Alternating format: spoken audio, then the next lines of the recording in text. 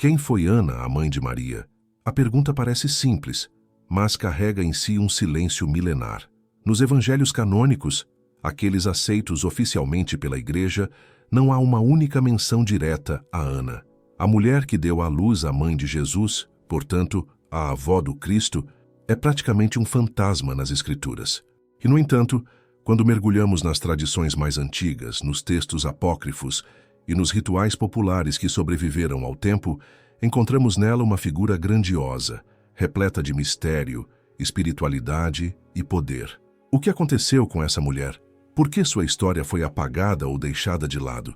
E o que isso revela sobre os caminhos que a espiritualidade feminina percorreu ou foi impedida de percorrer ao longo dos séculos? Ana é mencionada com destaque em um dos evangelhos mais antigos fora do cânone oficial, o Proto-Evangelho de Tiago, datado do século II. Ali, ela é retratada como uma mulher virtuosa, casada com Joaquim, ambos de idade avançada e sem filhos. Como em muitas histórias bíblicas, a esterilidade é símbolo de provação espiritual. Durante anos, Ana clamou ao céu por um filho, e sua súplica foi ouvida.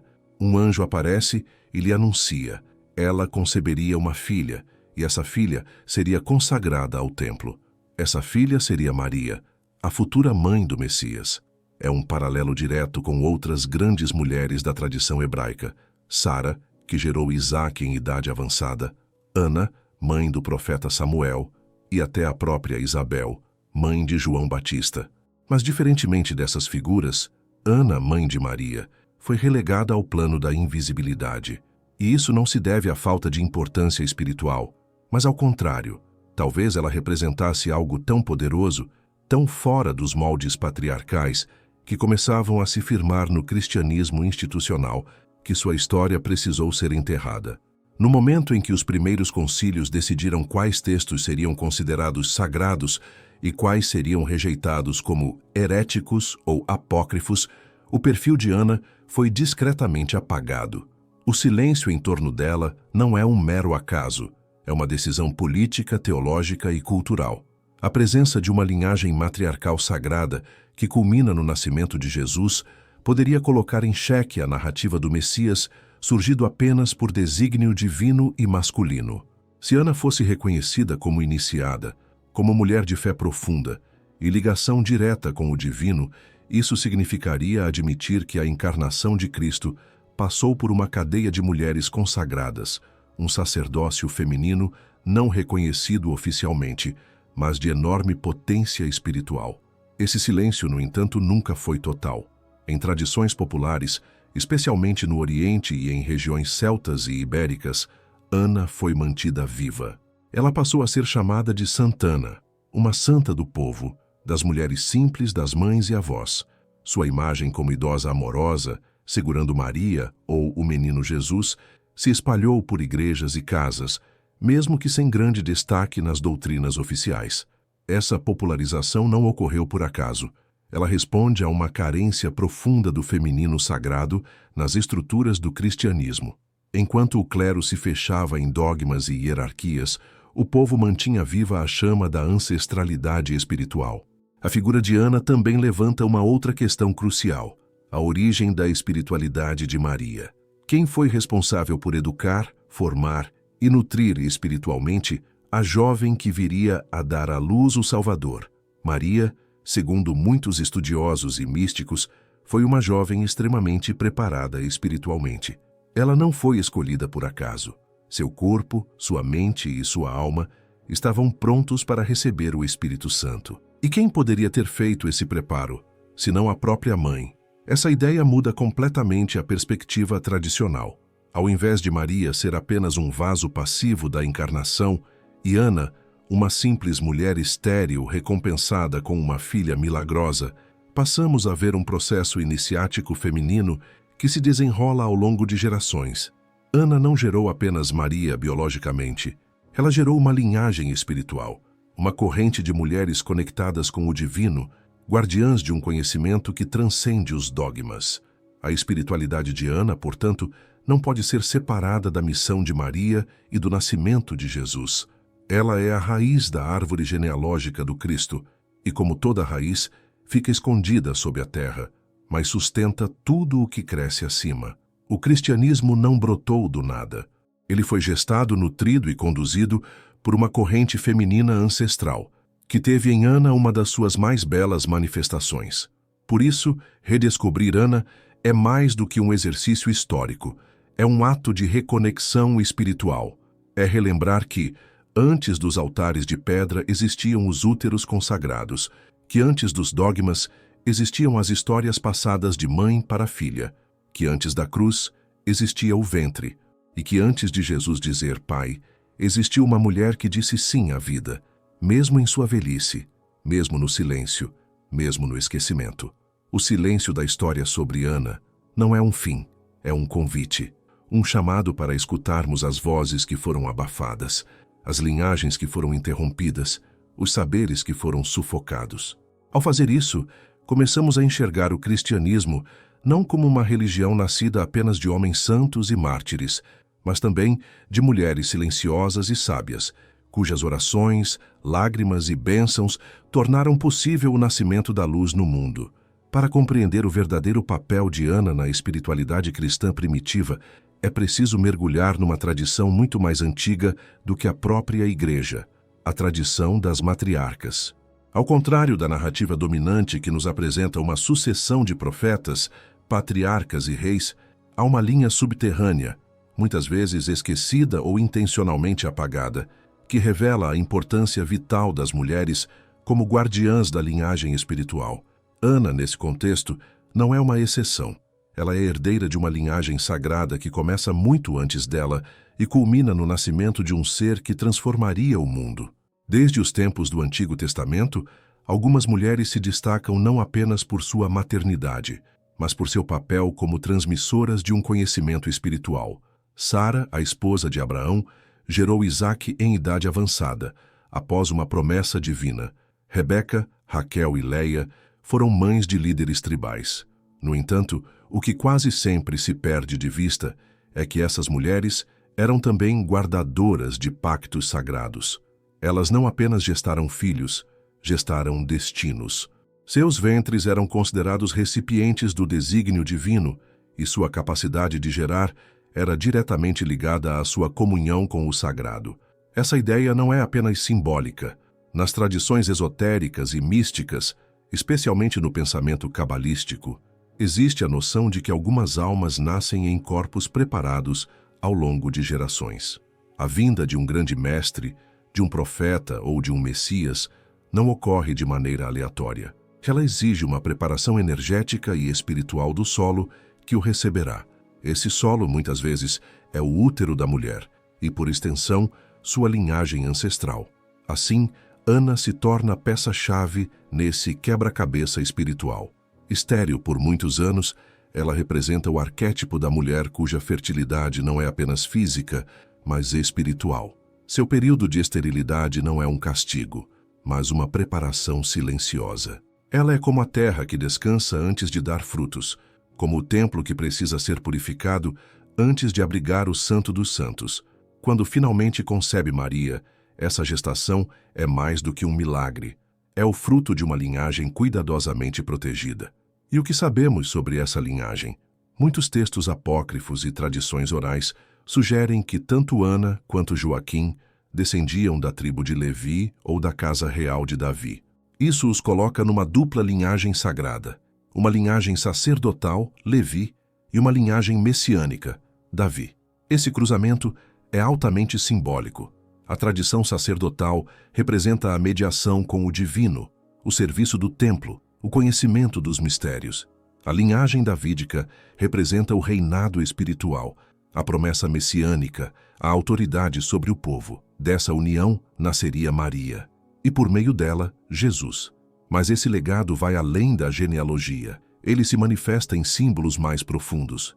Ana é a ponte entre o feminino ancestral e a manifestação do Verbo. Ela carrega em si os ecos das antigas deusas-mães que precederam a tradição judaico-cristã. Ísis, Inanna, Axera, Sofia, figuras femininas ligadas à criação, à sabedoria e à maternidade divina. Com a chegada do monoteísmo patriarcal, Essas figuras foram desvalorizadas ou transformadas em mitos esquecidos. Mas suas energias continuaram a existir, agora personificadas em mulheres como Ana e Maria, cujas vidas foram cuidadosamente entrelaçadas com o plano divino. No entanto, o reconhecimento dessas figuras como pilares espirituais sempre encontrou resistência. O motivo?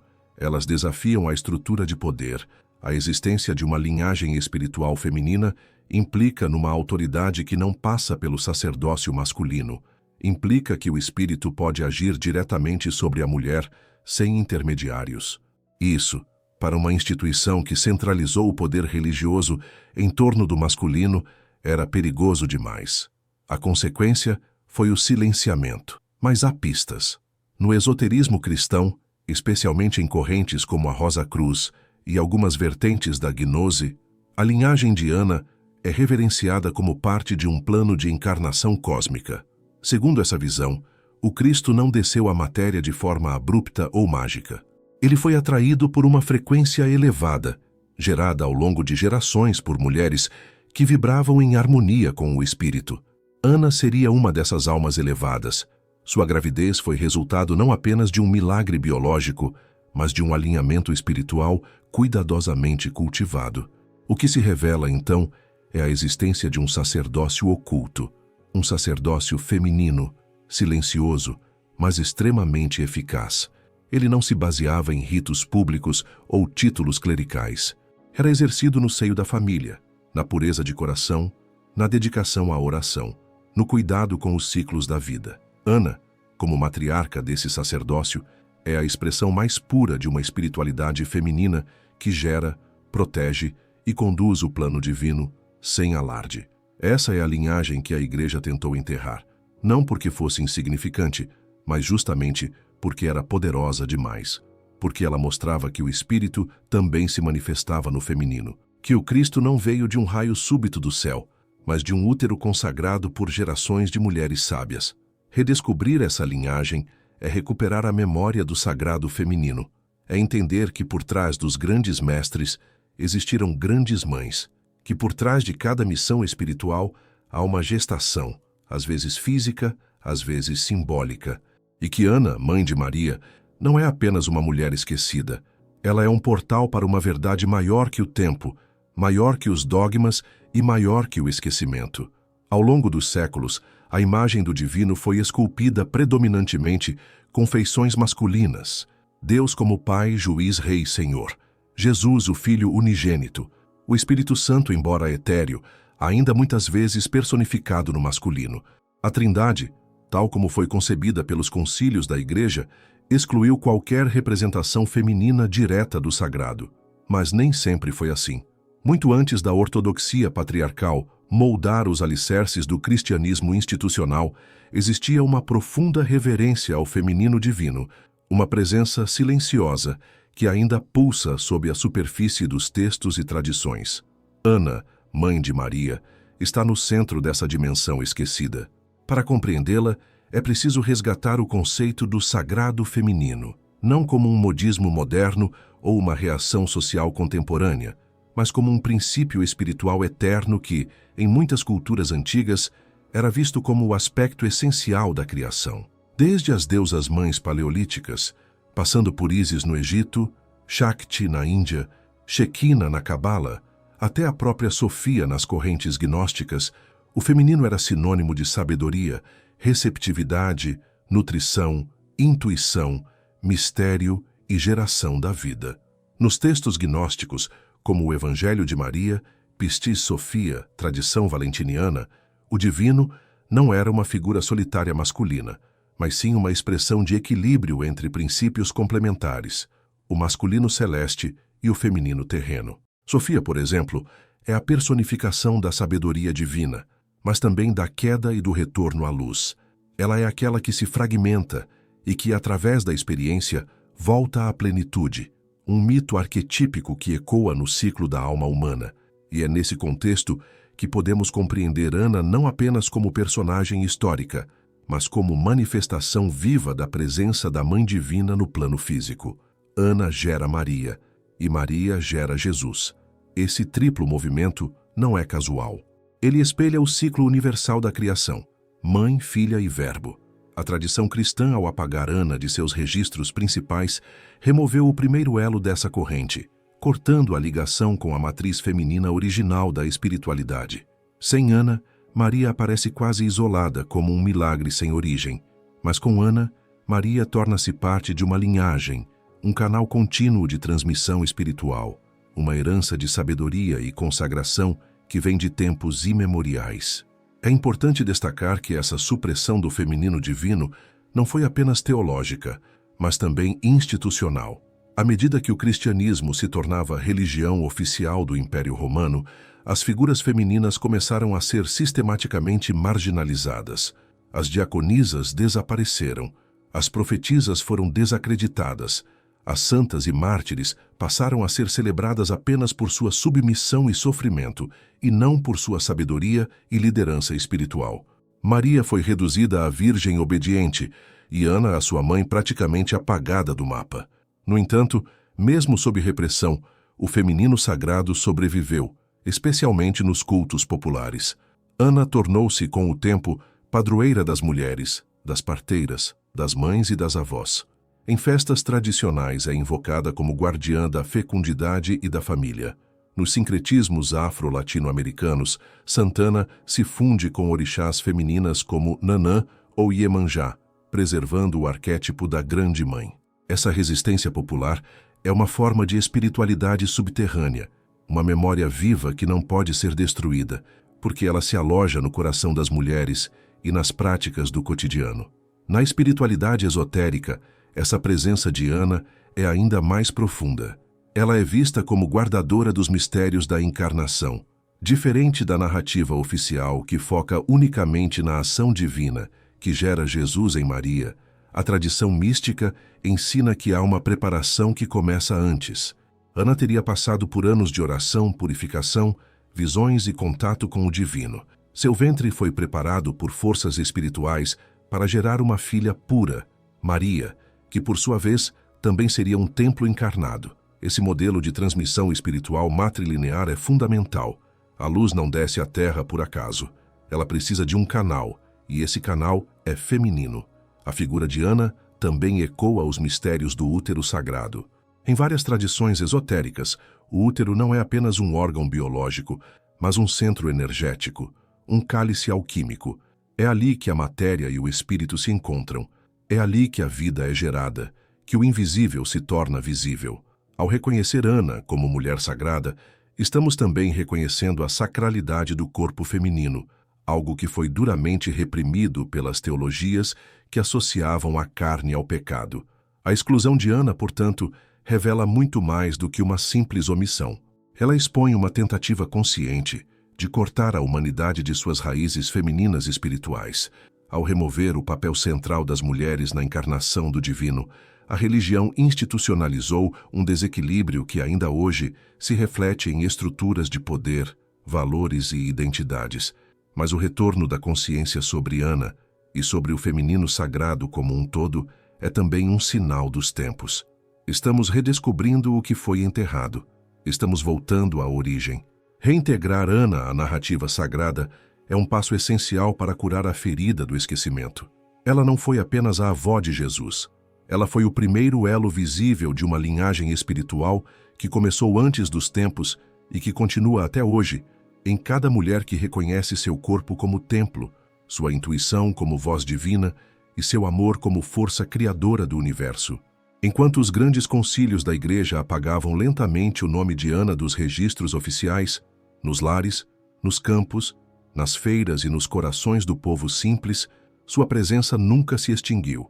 Pelo contrário, cresceu em silêncio, atravessou oceanos, adaptou-se a diferentes culturas e sobreviveu, como uma chama ancestral acesa nas sombras da tradição popular.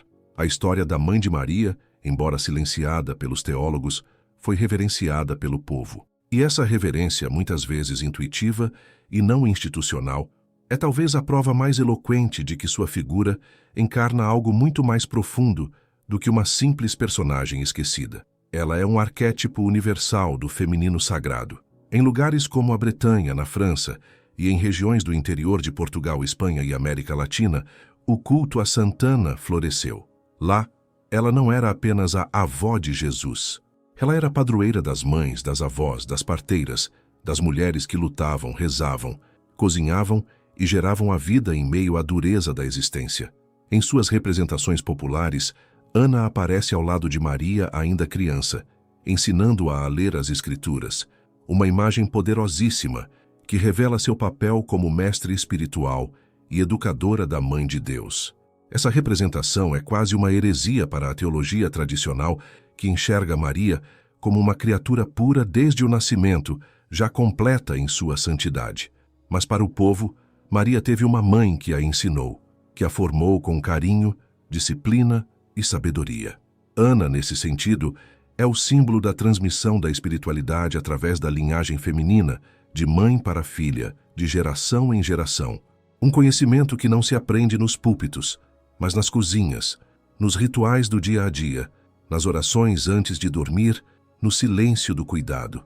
Em muitas tradições populares, especialmente na América Latina e no sul da Europa, Santana é invocada para ajudar mulheres em trabalho de parto, mulheres inférteis ou mulheres que buscam proteger sua família.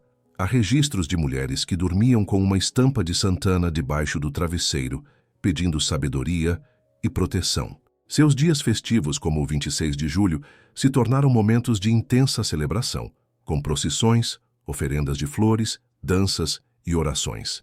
Em algumas regiões do Brasil, como no Nordeste, ela é tratada como a Grande Mãe Ancestral, uma espécie de orixá cristianizada. Aliás, o sincretismo com religiões afro-brasileiras e indígenas é uma das manifestações mais fortes desse culto subterrâneo. No candomblé, Santana é associada à orixá Nanã, a mais velha e sábia entre os orixás femininos.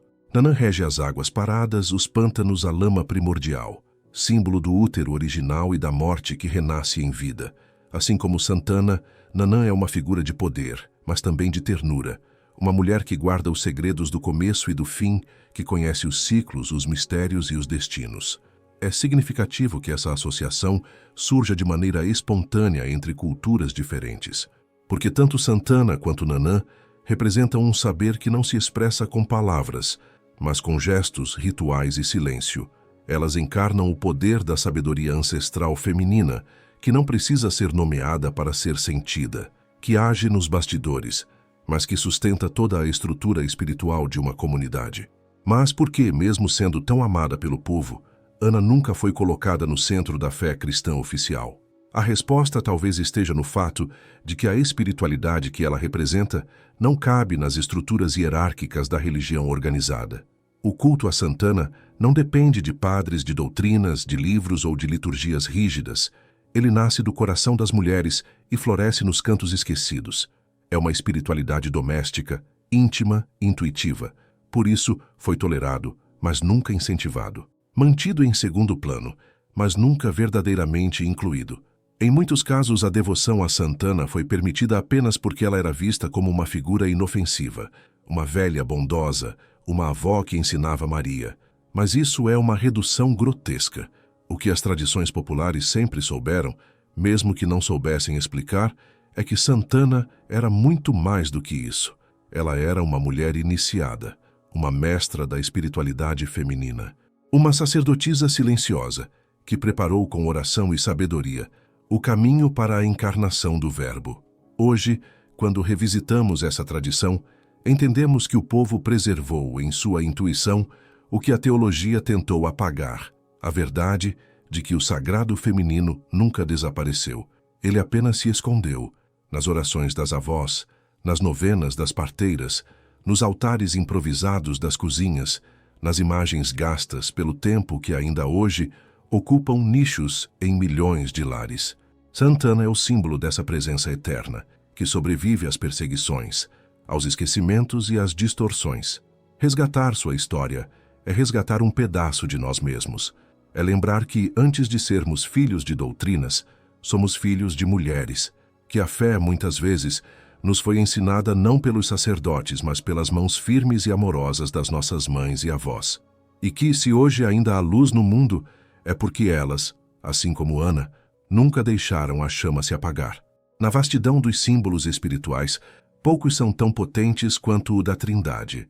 Presente em inúmeras tradições ao redor do mundo, do hinduísmo ao cristianismo, da filosofia hermética à espiritualidade celta, o número 3 representa o equilíbrio perfeito entre forças opostas, a unidade que nasce da diversidade, o ciclo completo, nascimento, vida e morte, corpo, alma e espírito, criação, conservação e transformação. Dentro da tradição cristã, a Trindade foi moldada com nomes masculinos, Pai, Filho e Espírito Santo. Mas existe uma outra Trindade, anterior, velada, feminina, que foi suprimida pelos séculos, mas que ainda pulsa nos mistérios não contados da fé, Ana, Maria e Jesus. Essa tríade representa algo profundo. Ela é, ao mesmo tempo, genealógica e arquetípica. Ana, como avó, é o símbolo da sabedoria ancestral, o feminino maduro, a mulher que viu os ciclos da vida, a iniciadora. Maria, a filha, representa a pureza, o amor, a entrega total ao sagrado.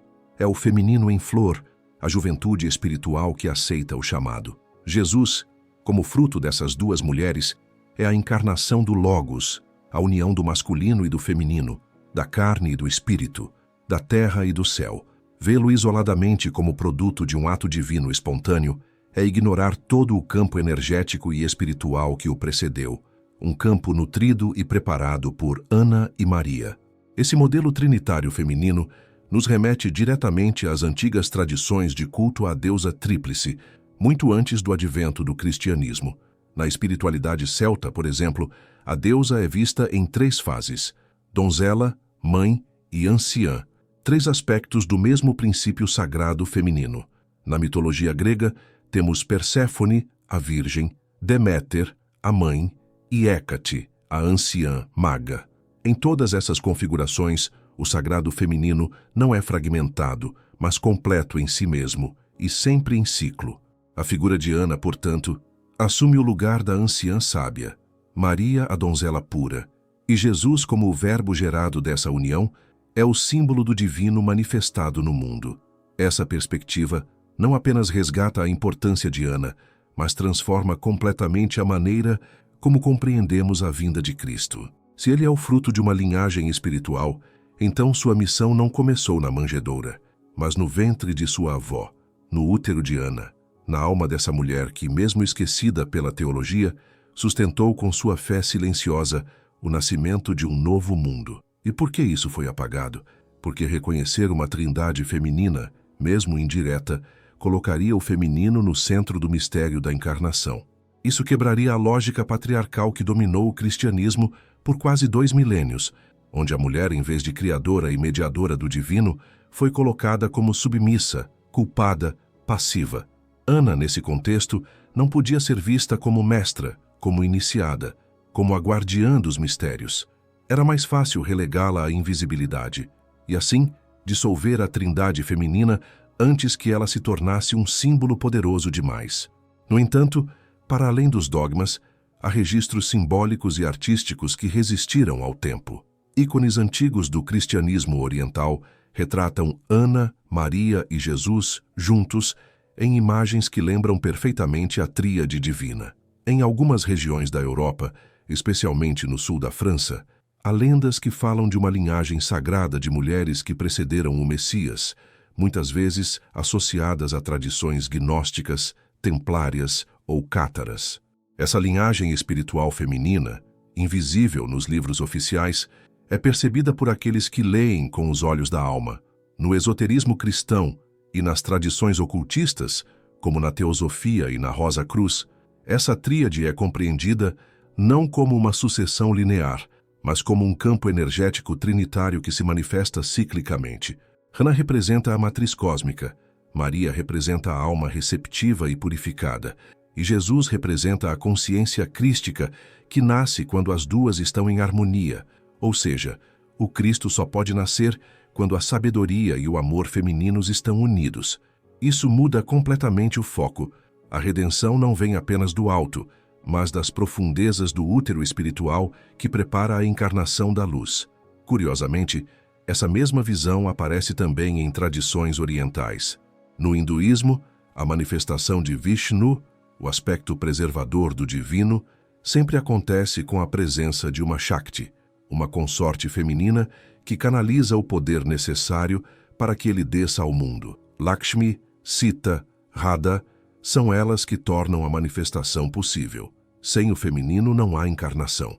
Sem o útero, não há verbo que se faça carne. Retomar o arquétipo da Mãe Trina é, portanto, um gesto de restauração espiritual.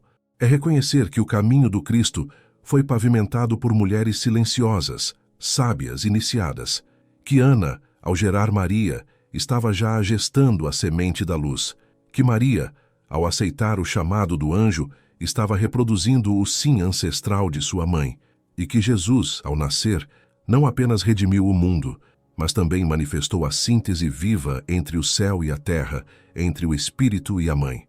Esse resgate não busca confrontar a tradição cristã, mas aprofundá-la. Mostrar que a espiritualidade verdadeira não é monopólio de um gênero ou de uma estrutura, que Deus, sendo infinito, se manifesta também, e talvez primordialmente, no ventre feminino, que o mistério da vida está tanto no verbo que fala quanto no silêncio que o gesta. Ana, Maria e Jesus. 3 nomes, 3 almas, 3 faces de um mesmo mistério. Quando reconhecemos essa tríade, não apenas honramos nossas ancestrais, nós também despertamos em nós mesmos a trindade perdida, a sabedoria da avó, o amor da mãe e a luz do filho que nos habita. Quando os evangelhos canônicos se calam sobre alguém, isso não significa que a figura foi esquecida, apenas que foi silenciada.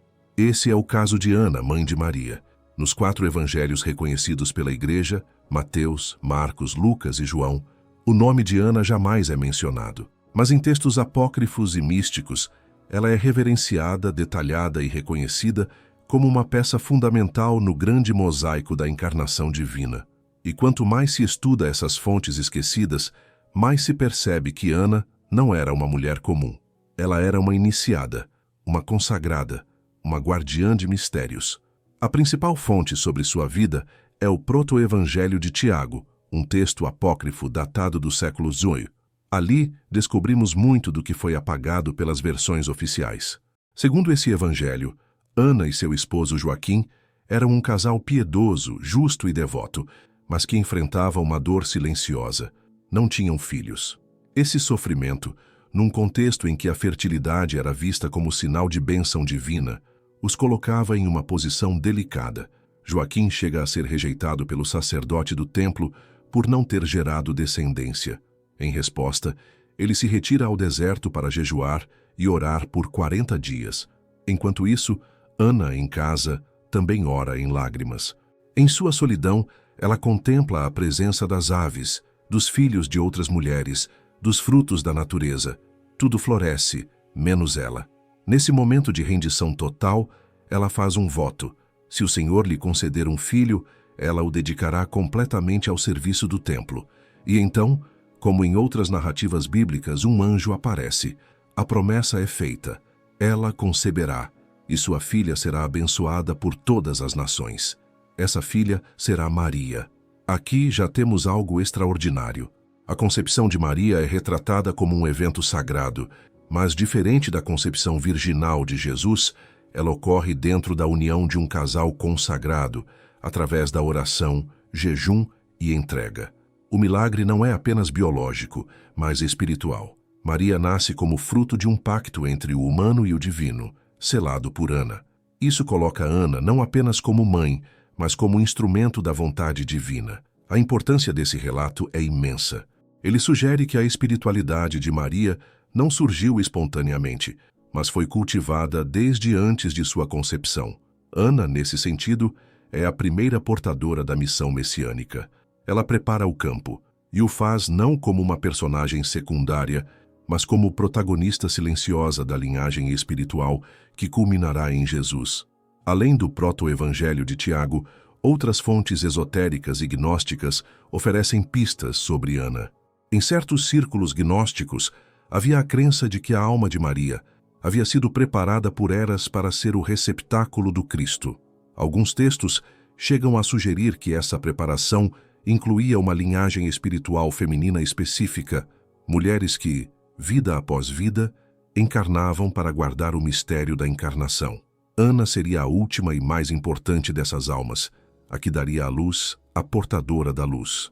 No pensamento essênio, por exemplo, a seita judaica a qual muitos estudiosos acreditam que João Batista e talvez até Maria e Jesus estivessem ligados, havia uma ênfase profunda na pureza, na iniciação, na consagração da vida desde a infância. Ana teria sido familiar ou até adepta desses princípios. Algumas linhas especulativas indicam que Maria teria sido entregue ao templo com apenas 3 anos de idade, criada entre virgens, sob votos de pureza e estudo espiritual. Tudo isso seria fruto da visão de Ana, que desde antes da concepção já sabia qual era o destino de sua filha. No campo da mística cristã medieval, Ana também ressurge com força. Escritos de místicos como Hildegard von Bingen, ou nas tradições da Rosa Cruz e do esoterismo cristão, falam de uma linhagem feminina oculta, uma espécie de corrente energética que liga as matriarcas bíblicas à chegada do Cristo. Nessa visão, Ana é o último elo da corrente, uma mulher cuja alma estava em harmonia com os mundos superiores e cuja maternidade não foi casual, mas ritualmente preparada. Na arte sacra medieval, isso também é perceptível. Representações de Ana ensinando Maria, ou de Santana com Maria e o menino Jesus no colo, formam uma tríade que revela muito mais do que uma simples árvore genealógica. Representam uma trindade espiritual, onde Ana simboliza a sabedoria, Maria o amor e Jesus a luz encarnada. E mesmo em tradições fora do cristianismo, encontramos ecos desse mesmo arquétipo. A figura da mãe aparece em várias mitologias, como a origem da criação, a avó cósmica, o princípio formador que não aparece nas histórias heróicas, mas sem o qual nada seria possível. Ana é esse princípio oculto, a raiz subterrânea da árvore espiritual do cristianismo. Ao reconhecer sua presença nos textos apócrifos e místicos, podemos afirmar com clareza: Ana foi deliberadamente removida da narrativa oficial, não por irrelevância, mas por excesso de significado. Ela representa uma ameaça para o modelo patriarcal dominante, porque é símbolo de uma espiritualidade feminina ativa, consciente, poderosa e livre. Uma espiritualidade que gera, ensina, consagra e entrega ao mundo aquilo que ela mesma moldou com devoção. E é por isso que hoje, mais do que nunca, o resgate desses textos esquecidos se torna urgente. Eles nos mostram que o cristianismo possui raízes muito mais vastas e profundas do que aquelas visíveis à primeira vista. Eles nos lembram que antes da cruz houve um ventre, e que antes da Virgem houve uma mãe que sonhou, rezou e preparou o caminho. Ana, a esquecida que carrega em si os mistérios da luz. Muito além da biologia, existe uma herança silenciosa que atravessa os séculos e conecta almas por afinidade vibracional. O DNA espiritual. Não falamos aqui de genes ou cromossomos, mas de frequências sutis que viajam através das gerações, transmitindo saberes, dons e missões ocultas. Ana, mãe de Maria, representa um dos pontos mais luminosos dessa linhagem. Uma mulher que não apenas gerou uma filha, mas que semeou no plano físico e etéreo uma sequência de consciências conectadas ao divino. E o mais surpreendente, essa linhagem não terminou em Jesus. Ela continua viva e pode estar despertando em você agora. A espiritualidade ancestral ensina que certos seres encarnam com propósitos específicos. Esses seres não surgem do acaso, mas de um campo cuidadosamente preparado. Quando olhamos para a linhagem de Ana com olhos mais profundos, percebemos que ela é o início visível de um fio dourado, uma corrente de almas iniciadas, conscientes, cuja presença na Terra tem o propósito de manter viva a centelha divina em meio à escuridão do mundo material. Esse fio dourado não se limita à consanguinidade. Ele atravessa culturas, raças, geografias e religiões. Ele se manifesta como uma chamada interior, uma sensação de que existe algo mais profundo em sua existência. Pessoas que sentem desde cedo um chamado espiritual, uma inquietação com o mundo, uma sensibilidade aguçada, muitas vezes são descendentes, não biologicamente, mas espiritualmente, dessa linhagem sagrada. Elas não apenas admiram Maria ou Jesus, elas reconhecem algo de si neles. Esse reconhecimento é a herança vibracional de Ana. Ela é o ponto inicial de uma iniciação silenciosa que atravessa milênios. Em seu útero, gestou-se a base para uma revolução espiritual que começaria em Maria, se manifestaria em Jesus e seguiria como rastro de luz por todos que carregam a mesma frequência. Os buscadores, os curadores, os profetas esquecidos, os que veem além do véu. Se você sente que sua alma carrega algo que o mundo ainda não entende, se você sente que há uma missão que não pode ser explicada com palavras, mas que arde em seu peito como uma memória antiga, então é possível que você esteja conectado a esse DNA espiritual, que talvez Ana tenha começado a despertar, muito antes da história ser escrita. Essa linhagem, embora não reconhecida pelos registros oficiais, foi preservada por tradições esotéricas, pelas avós intuitivas, pelas mulheres que oravam em silêncio, pelos homens que sonhavam com outro tipo de fé, mais compassiva, mais integrada, mais viva. Ela não pertence a uma igreja, a um clero ou a uma seita. Ela é um chamado da alma. E quando ele ecoa, a vida nunca mais volta a ser a mesma. Muitas correntes espiritualistas ensinam que cada geração carrega portadores de códigos. São pessoas cuja frequência energética tem o papel de ancorar luz, sabedoria e transformação. Em cada uma dessas almas, pulsa a memória de uma linhagem ancestral. Ana foi uma dessas portadoras. Sua filha, Maria, elevou esse legado. Jesus o expandiu para toda a humanidade. Mas quem disse que acabou ali? O cristianismo institucional pode ter interrompido a narrativa feminina, mas a linhagem não pode ser apagada, porque ela não está nos livros, está nas almas. Cada mulher que gestou com amor, cada avó que orou pelos seus netos em silêncio, cada curandeira que acolheu o sofrimento humano com mãos firmes e coração aberto, cada homem que reconheceu e honrou o sagrado feminino. Todos eles são filhos espirituais dessa corrente. E você, talvez sem saber, faz parte dela.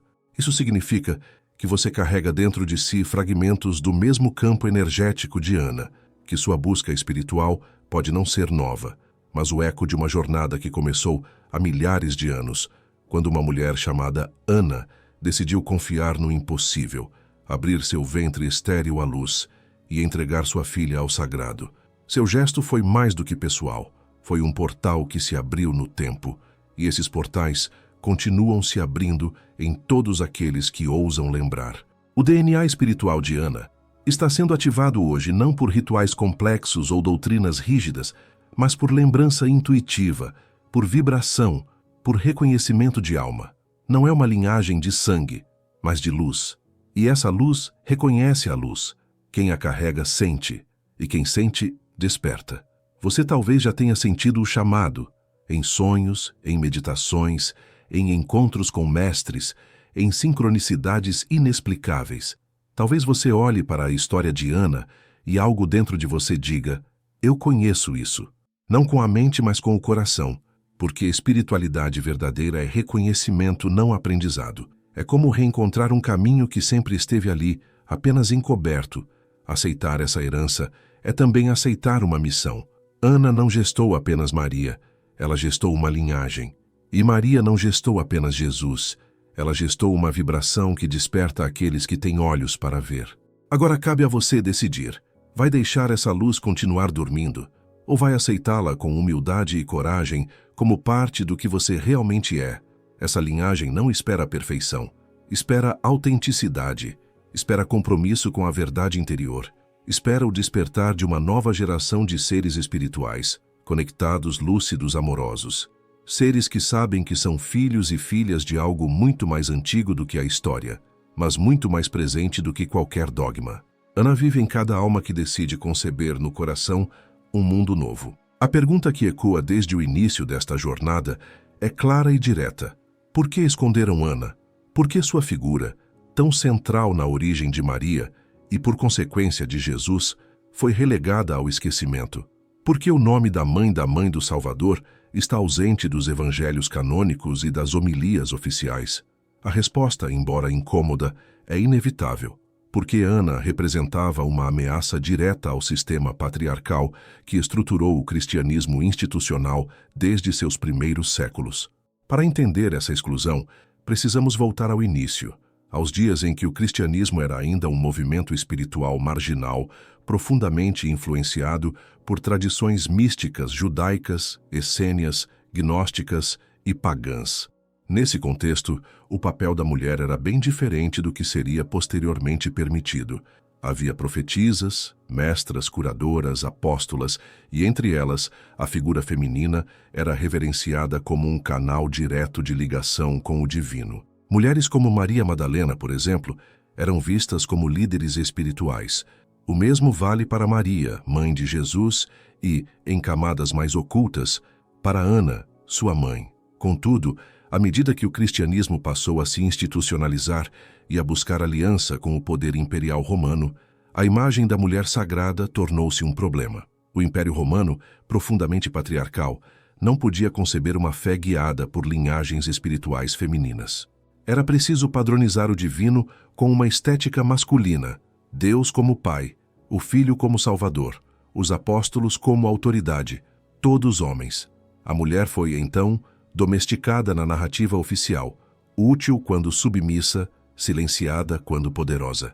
Ana foi vítima desse processo. Ela não podia ser celebrada como uma iniciada, como uma mulher estéril que gerou por graça divina e consagrou sua filha à espiritualidade, porque isso a tornaria uma sacerdotisa, um tipo de figura que ameaçava a ideia de que só os homens, especialmente padres e bispos, poderiam intermediar o sagrado. Ana, ao ser retratada nos textos apócrifos como uma mulher de oração, de visão, de pacto direto com o divino, invadia o território sagrado reservado ao masculino. Era mais conveniente esquecê-la. Além disso, a própria estrutura trinitária feminina que ela compunha com Maria e Jesus era um perigo doutrinal. Colocar duas mulheres, mãe e filha, na origem do plano divino de redenção, abriria precedentes para repensar toda a teologia.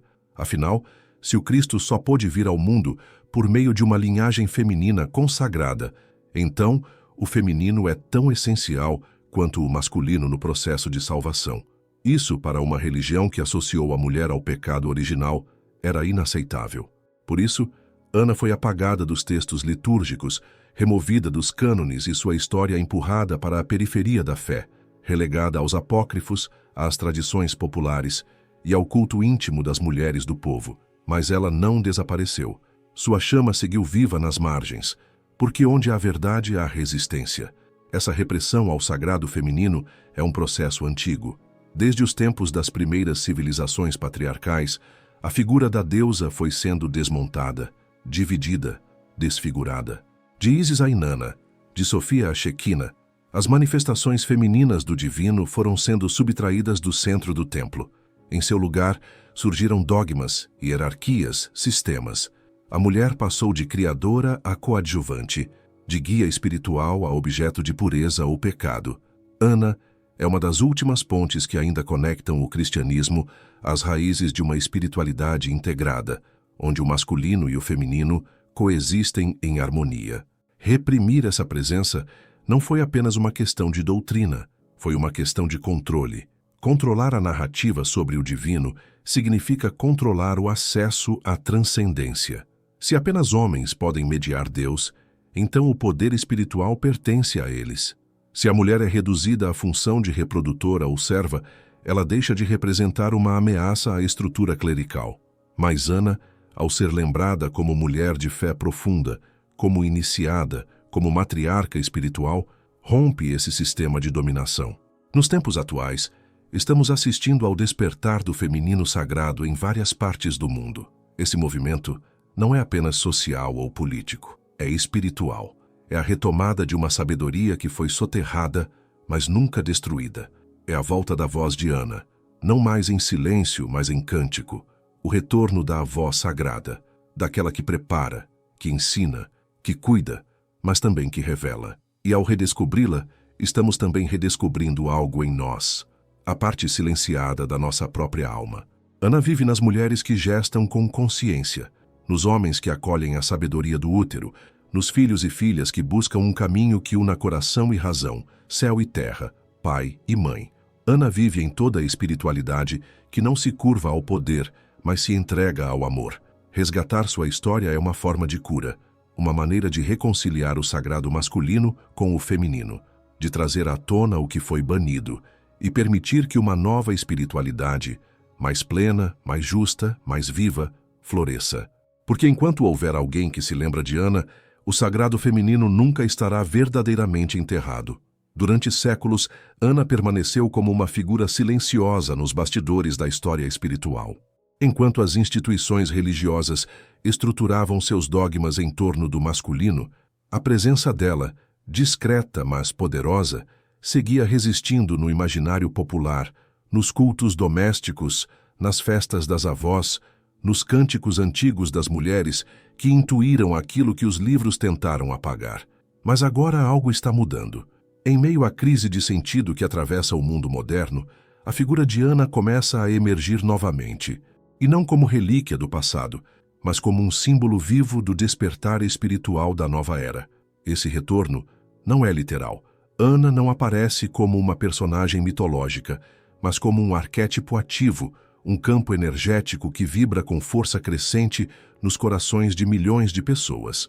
Em uma época marcada por desequilíbrios extremos, entre razão e emoção, ciência e alma, progresso e natureza, a necessidade de reconectar-se ao feminino sagrado tornou-se evidente.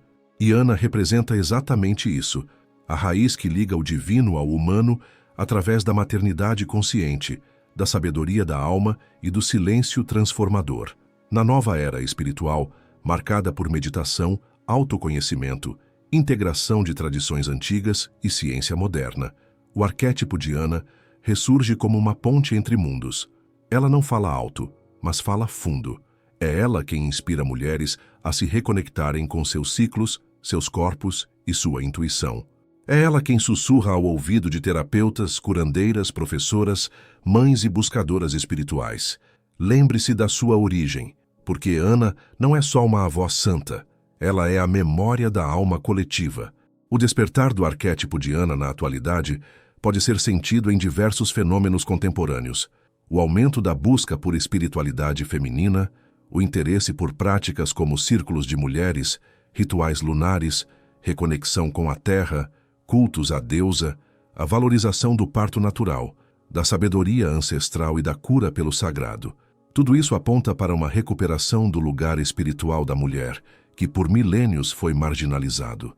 E Ana, como mãe da mulher mais santa do cristianismo, ocupa um papel central nesse movimento. Mais do que nunca, há uma fome por reconciliação, não apenas entre religiões, mas entre os aspectos masculinos e femininos dentro de cada ser humano. Ana, nesse sentido, é o útero cósmico que cura a cisão.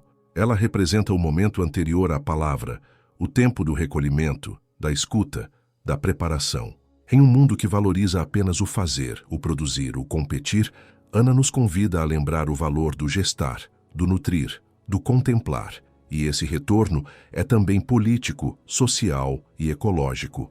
Em tempos de destruição da natureza, Ana surge como símbolo da Mãe Terra, do cuidado com o planeta, da reverência ao ciclo da vida. Ela não é apenas a mãe de Maria, ela é a mãe que antecede todas as Marias, aquela que nos lembra que tudo nasce do feminino, da água, da escuridão fecunda, do ventre que não julga, mas acolhe. Na jornada do despertar espiritual moderno, muitos têm relatado encontros com arquétipos femininos em sonhos, meditações ou vivências xamânicas. E embora cada cultura nomeie essa presença de forma diferente, Iemanjá, Pachamama, Isis, Tara, Kuan Yin, em sua essência, todas essas manifestações são faces de uma mesma mãe universal. Ana está entre elas. Ou melhor, ela é uma de suas raízes mais antigas no Ocidente, esquecida por milênios, mas ainda viva no inconsciente coletivo.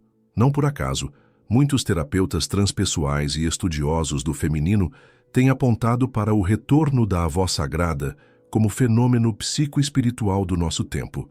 Ana é a ancestral que nos faltava, aquela que não nos cobra, não nos pune, mas nos ampara, que nos ensina não pela imposição, mas pela escuta.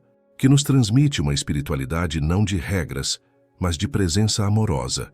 Na nova era, o que se busca não é um novo dogma, mas um novo sentir. E Ana representa justamente isso, uma forma de espiritualidade que nasce do corpo, da terra, do ventre e da alma. Uma forma de religação com o divino que passa por um caminho interno, não hierárquico e profundamente humano. Sua presença hoje se faz sentir em cada mulher que desperta para sua força criadora, em cada homem que honra o feminino com respeito e humildade, em cada filho ou filha que busca sentido para além do material. Ana está viva em toda tentativa de reconciliar o sagrado com o cotidiano. Ela nos lembra que a espiritualidade começa no ventre, não no altar. Resgatar Ana no século XXI é mais do que um ato de justiça histórica. É um chamado coletivo à cura, ao reencontro com a linhagem da qual fomos desconectados, a lembrança de que antes de sermos cidadãos, fiéis ou pecadores, somos filhos da Mãe. E se o Cristo nascerá novamente, como muitos esperam, ele nascerá primeiro dentro de nós, pela mesma via que sempre foi sagrada, o ventre da alma feminina. Ao longo desta jornada, vimos como Ana, mãe de Maria, foi apagada da história oficial, relegada ao silêncio pela estrutura patriarcal que dominou a espiritualidade cristã por séculos. Mas apesar do esquecimento imposto, sua presença nunca deixou de existir. Ela vive silenciosa e poderosa em cada um de nós, como um legado ancestral de fé, força e sabedoria. Ana é a mãe oculta, aquela que, mesmo invisível, sustenta o fluxo da vida e da espiritualidade. Mas o que significa dizer que Ana vive em você? Significa reconhecer que você carrega dentro de si a mesma linhagem espiritual, um fio dourado que atravessa as eras, conectando corações e almas que escolheram seguir um caminho de luz e transformação. Ana representa o poder do feminino sagrado que habita no ventre, no coração, na mente, um poder que não depende de status, dogma ou reconhecimento externo, mas da autenticidade da alma. Quando você sente aquela intuição profunda, aquele chamado para cuidar, para criar, para transformar, está tocando a vibração de Ana. Quando você busca um equilíbrio entre razão e sentimento, ação e contemplação, força e ternura, está manifestando o arquétipo que ela simboliza. Ana vive em cada gesto de entrega, em cada ato de coragem silenciosa, em cada oração feita em segredo, em cada sonho que parece impossível, mas que insiste em crescer. Seu legado é também um convite à reconciliação. Reconciliação com o sagrado feminino que foi reprimido, mas não destruído, com as raízes profundas que sustentam nossa fé, com a ancestralidade que nunca deixa de falar, mesmo quando é ignorada. Ana é a ponte entre o passado e o futuro, entre o humano e o divino, entre a história e o mito. Ela nos lembra que somos todos parte de uma linhagem maior, uma corrente de luz que atravessa o tempo e o espaço. Em um mundo cada vez mais fragmentado, onde tantas vozes tentam nos afastar de nossa essência, o retorno de Ana é um chamado para voltarmos ao centro, ao útero da existência, onde tudo começa e onde a verdadeira cura acontece. Ela é a mãe que nos acolhe sem julgamentos, que nos ensina a ser inteiros, que nos inspira a criar um mundo onde o feminino e o masculino coexistam em harmonia. E essa herança não é apenas para as mulheres. Homens também podem e devem reconhecer o legado de Ana, honrar essa presença e integrar o sagrado feminino em suas vidas, porque a verdadeira espiritualidade é a dança do equilíbrio, um movimento entre polaridades que, quando unidas, geram a vida, a paz e a transcendência. Portanto, resgatar Ana é também resgatar a nós mesmos. É despertar para a verdade de que o divino se manifesta em múltiplas formas, que o mistério da criação envolve tanto o útero quanto o verbo, tanto a escuta quanto a palavra, tanto o silêncio quanto o cântico. É abraçar uma espiritualidade viva, que pulsa no corpo e no espírito, que honra a ancestralidade e olha para o futuro com esperança. Assim, o que a Igreja tentou enterrar não foi apenas uma mulher, mas uma dimensão essencial da espiritualidade humana. E você, ao se conectar com Ana, torna-se guardião desse legado, um elo vivo da linhagem matriarcal que nunca morreu, que apenas dormiu e que agora desperta com força renovada. Ana vive em você, na sua capacidade de amar, de criar, de transformar. Ana vive em você, como mãe, como sábia, como guardiã da luz que habita em cada alma. Que ao honrar essa presença, você não apenas reencontra suas raízes, mas também abre o caminho para que novas gerações possam caminhar com a mesma fé, coragem e amor que Ana semeou há milhares de anos. Que esse legado inspire você a ser luz no mundo, a carregar a chama do sagrado feminino com orgulho e humildade, e a transformar sua história pessoal em uma história de cura e renascimento. Porque Ana não é só uma história do passado, ela é uma força viva que pulsa no presente e que continuará a florescer no futuro enquanto houver quem acredite na força do amor materno e da sabedoria ancestral. Se você gostou deste vídeo e quer continuar descobrindo as histórias e verdades ocultas que desafiam o que nos ensinaram, não esqueça de se inscrever no canal e ativar o sininho para receber todas as novidades. Compartilhe este conteúdo com seus amigos e familiares. Juntos, podemos resgatar o conhecimento perdido e fortalecer a conexão com o sagrado feminino. Deixe seu comentário aqui embaixo. O que mais te surpreendeu sobre Ana, mãe de Maria? Sua voz é muito importante para a nossa comunidade. Até o próximo vídeo e que a luz da linhagem matriarcal ilumine seu caminho.